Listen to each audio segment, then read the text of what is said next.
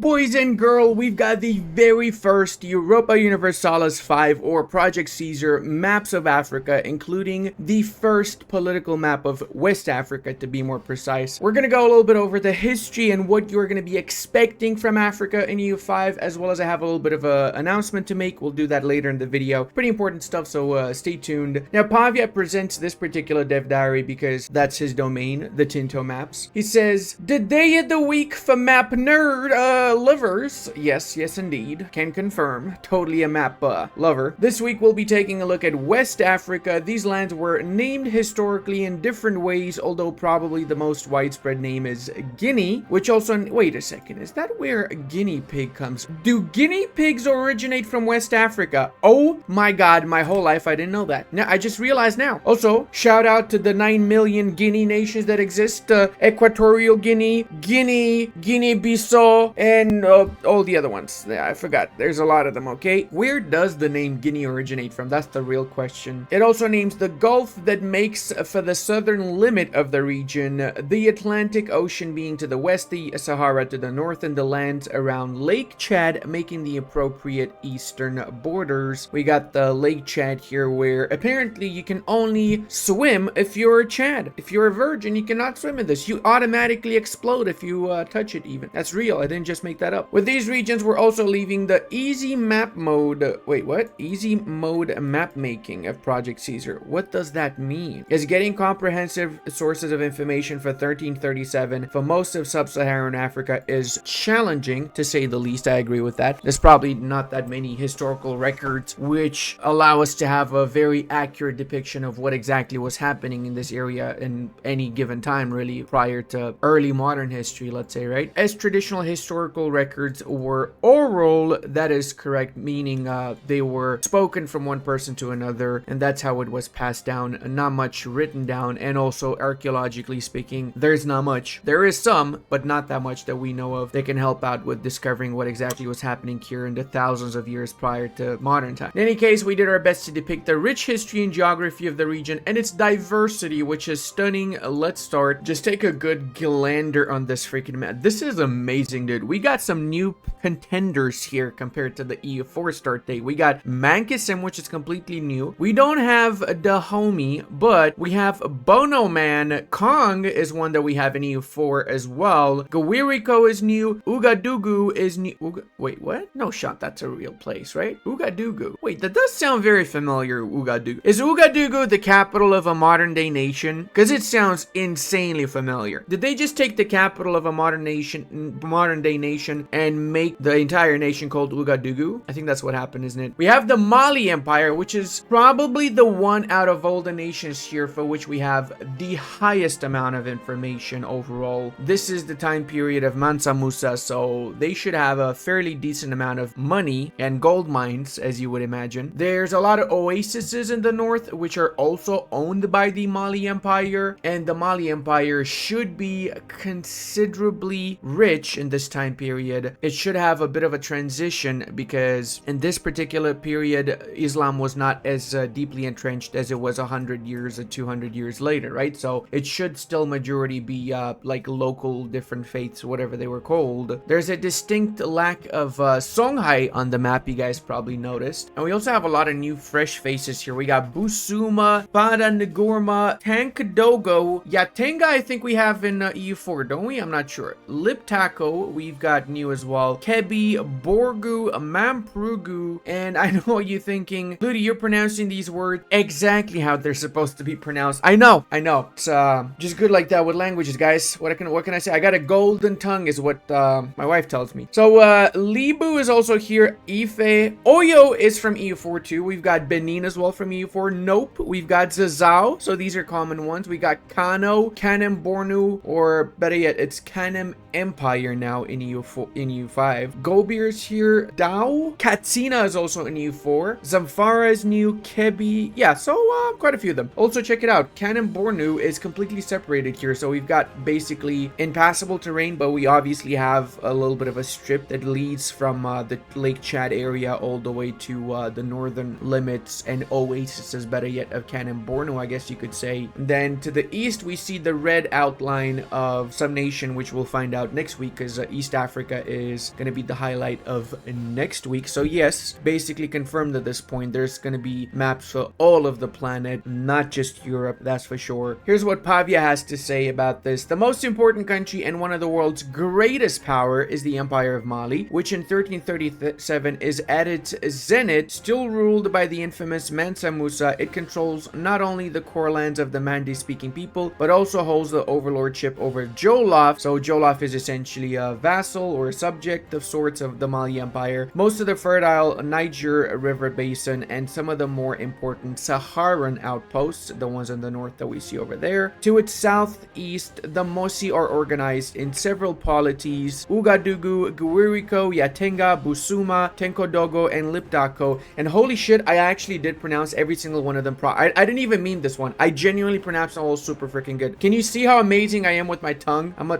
tonguer, guys. I'm a tonguer. South into the coast, Kong, Dagbon, Bonoman, and Mankasim are polities ruled by the Dula, that's a type of people, the Dagbani, and the Akan. Basically culture is what I'm trying to say here. To the east, Fada, Ngurma, Bornu, and Mamprugu connect with the lands of the Hausa, which rule from several city-states like Kebi, Gobir, Safara, Katsina, Duru, Kanzo, Arano, and Zazao. Further to the east, the Empire of Kanem is ruled around the lands around Lake Chad, from its capital in Njimi, and some of the areas in Saharan Corridor are also ruled by the Kanem Borno. That is correct. See, we learned something by playing these kind of map games, don't we, guys? I genuinely didn't even know that Kanem Borno had this much of an area in 1337. That's new to me, at least. And obviously, a lot of these nations I didn't know about also personally. So, making this Kanem Borno the second wealthiest country in West Africa after Mali, obviously. Finally, to the south, there's the lands of the Yoruba, Oyo Ife, Yeju, Owo, and the Edo, Benin, and Igbo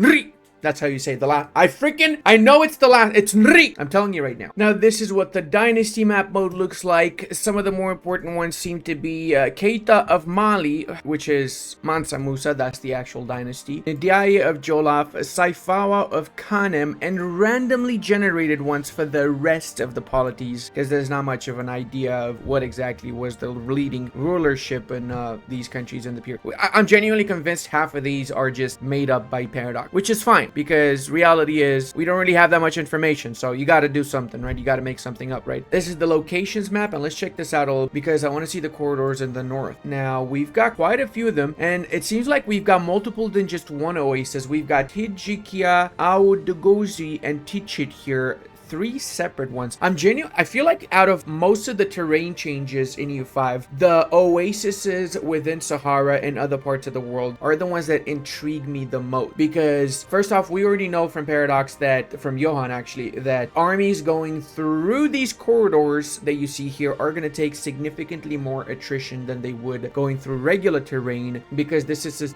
meant to signify either that this is very heavily mountainous area or desert, like it is in this case here, or something of the sorts, right? So that's why there's an increased amount of attrition, which doesn't necessarily mean that your units are 100% gonna die. It just simply means that they're gonna consume more food, from what I understand, and once that food runs out, they're gonna start dying. Maybe there's also gonna be some dying even though they have food. Maybe that's gonna be a thing too. I don't know yet, but if I am to go by what the dev diaries are showing us, food is gonna be the thing that will determine whether you lose units to attrition or not, as it stands right now. But I do suspect that we're also going to get a separate modifier for losing troops even though they're getting the food, simply because of the harsh terrain that they're passing through, like swamps, deserts, mountains, or something of the sorts, right? Now, boys, before we continue, I want to make a little bit of an announcement. So, as you guys know, I play a lot of Victoria 3, and I've made my own mod for Victoria 3, which fixes a lot of shit. I've incorporated some of the other really popular mods that we have highlighted over here, and you got links to them too, if you want to use them separately. However, the mod that I created, it makes a lot of changes. So first off, I redid a lot of army stuff. I've changed the resource distribution, the population distribution, added a lot of new features, rebalanced the shit out of the game. I am going to be using this mod for some multiplayer games. I'm planning to have like weekly multiplayer games with the community, with you guys. So if you like to play Victoria 3 with me, join my Discord, link is in the description. And then after you join, make sure you read the rules and you get access this, get the role so you get access to the Victoria 3 hub, which is where we're going to be doing our MPs. I will be announcing this whenever the time comes, and then you can go to country selection, select your country. And I know that this is random, but I'm saying it because I've generally been having a lot of fun with Victoria 3 playing multiplayer games, both with other content creators as well as with you guys, part of the community. And you know, just the more the merrier. Plus the mod that I made really is so much more fun than the base vanilla game. It's insane. Now let's get back to our development diary. So we've got a more detailed map here of the locations as well. Oh, actually the detailed map mode gives us more locations, especially in the north. So let's check this out. We've got Arguin. Actually, this is, dude, I love this. So check it out. We've got the entire coastline all the way to Morocco. So it's not like in EU4 where there's a big gap between Arguin and then the Jolof areas and then Morocco. Now the entire coastline is colonizable. Oh my god, I love this. I freaking, oh, this was so freaking required in my opinion. And not only that, but obviously have significantly more access points between Sahara, well, South Sub-Sahara and North Africa, right? And here's a little bit of a detailed map of the southern coastline of West Africa too. So many more provinces actually. Holy snaps. I mean locations actually, not provinces. The province map mode would be this bad boy here. So let's check it out. We've got fairly decent amount of provinces, I'd say. Some of them are pretty similar to EU4 actually, from what I'm noticing. And is that air in the north that I'm seeing? I think that's air, isn't it? All right, whatever the case, this is the area map mode as well. We've seen a little bit of the area map mode. I showed you guys a couple of weeks ago, I think, when they leaked it in the comments section for one of the other dev diaries. Terrain wise, the northern bits are arid within the Sahara, with one exception. Holy shit, there's one small little dot here that is tropical and everything else is tropical. Aside from that, most of this is going to be flatlands, a little bit of marshes, a little bit of hills here and there, and most of the coastline is actually marshes, surprisingly. We got some mountains and plateaus to the eastern parts here. Is that like Cameroon or Central African Republic nowadays, I guess, right? And there you have it, boys. We've got grasslands, woods, forest, jungle, and desert, and sparse in between the desert and the grasslands area. You know what this means though? Like all of this grasslands and farmlands, especially if you're able to turn grassland provinces into farmlands, which I suspect is going to be a thing because there's mods in EU4 now that allow you to change the type of terrain of a province. So if that's possible as a mod in EU4, clearly it should be in the release version of EU5. You should be able to change from forest to woods, from woods to grasslands to farmlands and back, right? If you want to. The one that you shouldn't be able to change is hills and mountains, obviously. Well, technically you could do that also, but let's just say for the sake of argument that would be a little bit more difficult for people back in the Middle Ages to do it. So the easiest one would be woods, forest, grasslands, farmlands, obviously, because you just plant trees or you cut trees. That's it. What changes the whole aspect of the area / province, right? Pavia says, this week we have proper terrain map modes of the release of the Tinto maps. Not much to say about them though, as the climate and vegetation are pretty straightforward, being divided into Arab and tropical. Vegetation goes from dense, sparse to forest terrain whilst reaching the tropical jungles by the coastline. Yeah, that's fairly standard. Out of all the maps, this is probably the most linear one when it comes down to it, right? And we have also the newly added natural harbor map mode. This is, of course, from the most recent dev diary where we have the idea of natural harbors. And we also learned from the comment section of that dev diary that the really bright one here give you 100% suitability. So building a harbor in these really bright green ones is the best, the cheapest, and the best as well. Not only the cheapest. Now, this is where it gets juicy. A beautiful map this week, Pavia said. I may repeat that we tried our best to approach the region, taking into account that this was the first African region we completed about 3 years ago. They made this 3 years ago? Oh my Schnitzeldorf. Also, holy shit, these people have been playing EU5 since 3 years ago already. I'm mad. I want to play it now. Give it to me. While we review it, we may add some more diversity as we have now some more tools than the ones we had back in time 3 years ago. Okay, cool. So basically what they're asking is for feedback. Now, I personally don't want to say I'm an expert in West Africa because I'm not. So I will just talk about stuff that I'm comfortable talking because I do have some knowledge about. Other stuff I don't really have some knowledge about. And as such, I'm just going to shut up and see what they did. And then I'm going to ask you guys, if you're from West Africa, you know your history, or if you're from Western Europe, doesn't matter, wherever you're from, but you know about the history of this region and you want to contribute to the building up of EU5 and making sure it's as historically accurate as possible, do make sure you go to the forums and write down a forum thread about what you think should be changed, what cultures, political map, natural harbors, or whatever the schnapps you want to have changed. Let them know. They will definitely go through it. The Paradox is actually super active on the forums especially, and they would more than absolutely appreciate your feedback on it. Well, look at this thing here. Did he just say make this more diverse? My brother, look how this is the most diverse map I've seen out of all the maps for EU5 so far. Like, what the schnapps, dude? We got so many different cultures: Western crew, Eastern crew, Akan, Hausa, Soninki, Mandinka, Bobo, Bambara, Mosi, Gurunji, Daganji, Gabonga, Dadoni, Badabuna, Badabada. Sorry, I started. I don't know what happened there. I just got carried away, okay? The reality is that just look at this coastline here. Look at this. Look at this coastline. 1, 2, 3, 4, 5, 6, 7, 8, 9, 10, 11, 12, 13. 13 cultures in just one little area. What? We got Yoruba, Fona, Jan, Iluau, Igbo, Edo, Igala, Nupi, Idoma, Gabari, Hausa, Sao, Kani, Adawa, and so on. Holy shit, man. And also, this one little island has its own separate culture. It's got booby. Oh my god, that's where boobies originate from. That makes so much sense right now. That makes a lot of sense. I love how that's just its own individual culture right there. Totally not gonna make it so that I need a freaking NASA computer to play this game. All jokes aside, I could probably look at this map for freaking 5 hours because I love it. Now, the religious map mode is interesting. It's very interesting. There's a work in progress. The Sunni animist division is kind of accurate with the expected division for 1337. Islam would later on advance more to the south, but we think this is the best for this date. What we have yet to do is divide the animist population into some of the regional variants, and we already have plenty of data, but we also want to read your feedback on this. Okay, first off, if you make all of this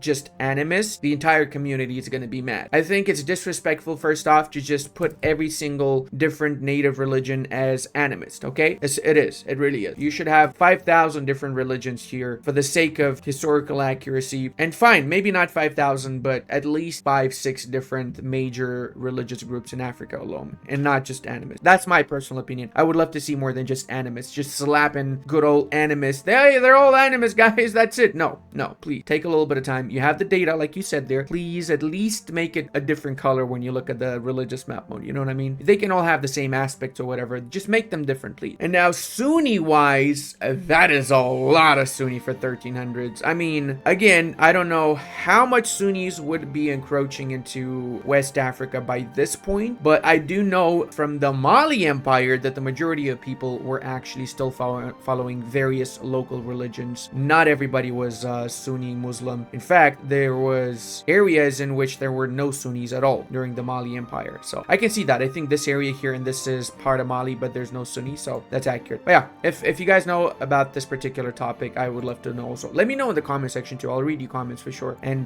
do make sure to go to the forum also. Now, the raw materials. Okay, this is where it gets juicy. Pavia says the goods of the region are quite diverse, to say the least, and very dependent on the geography. In the Saharan lands, there are plenty of locations such as salt, copper, and alum. Livestock is king of the Sahelian lands, whilst there's plenty of agricultural goods in the Niger Basin. The region is also full of luxury goods such as gold in Mali, I would assume a lot. Yes, I already see a lot. Being the biggest supplier of metal to the Mediterranean and Europe in the late Middle Ages. Ooh, all that Mali gold be going burr, boys. There's also ivory, gems, spices. The coast of the Gulf of Guinea has plenty of fish. And let's actually take a deep look at this. Let's see how many gold mines we have in Mali. So we got 1, 2, 3, 4, 5, 6. I think this is 3 provinces, if I'm not mistaken, right? I think this is 3 provinces. So that's 6 gold mines. 7, 8, 9, 10, 11. 12 is right over here. And I think that's it for gold. But I do see a lot of interesting stuff. We've got dyes here. We've got a lot of tin, iron as well, spices,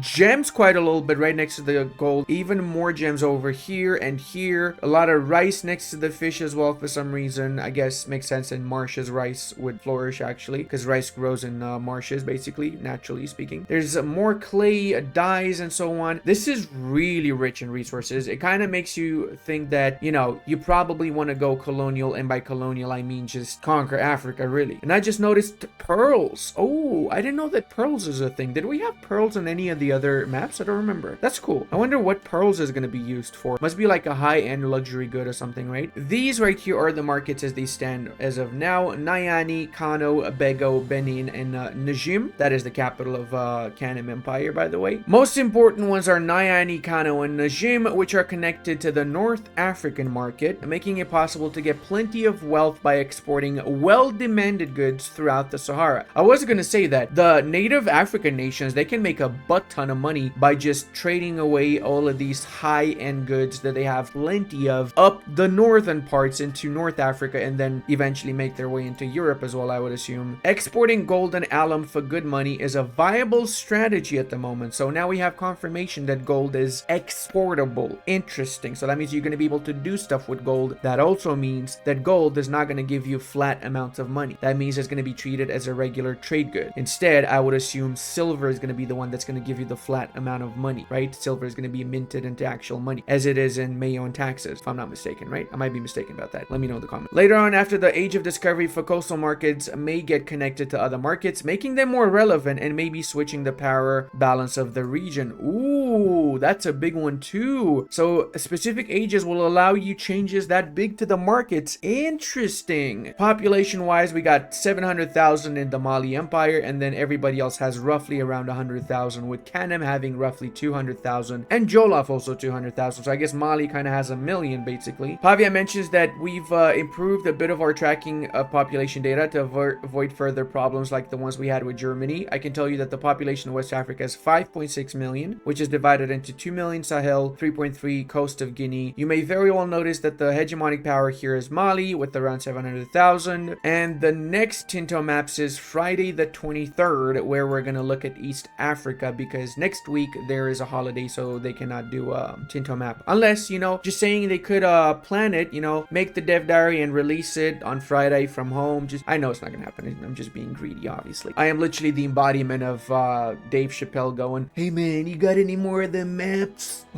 I am pretty much addicted to maps right now. I've been for years, really. We have confirmation. Arguin is going to have 4,005 people. Cool, cool. Just in question there. How many people in Arguin? Maybe Peschinese is from Arguin. They also will have a Fulbe migration portrayal in the game, where the Fulbe people settle in that area that we already have in EU4, where we have the event for that, right? He mentioned 75% of the population in Mali is animist, with only 25% Muslim. That is insanely accurate, actually. That is really, really accurate. I'm glad to see that. Only the upper class are Sunni. That is actually exactly how it is. Yep. The ruling class converted to Islam really quickly in the Mali Empire, and the rest of the population was very, very slow to convert. It took quite a while to convert to Islam. The blue culture is Masufa, a Berber culture. Interesting. Light green is Zagawa. It is highly doubtful that Mali could have 14 to 25 million. Wait, somebody said that they have, what the shit? Netflix 2, brother, what the hell? 25 million people in 1330s. What are you smoking, man? Can I have some? This is literally like me asking for Prussian Space Marines, which, by the way, they should add. Technically, in 1337, everybody knows Brandenburg had 1 million soldiers with 25 extra discipline. I'm just saying, I want the game to be historical, okay? That's it. No biases here, clearly. Anyway, guys, I hope you enjoyed this one. I love you all. Do make sure to check out my mod. I'll link it in the description as well, and I'll see you all in the next one.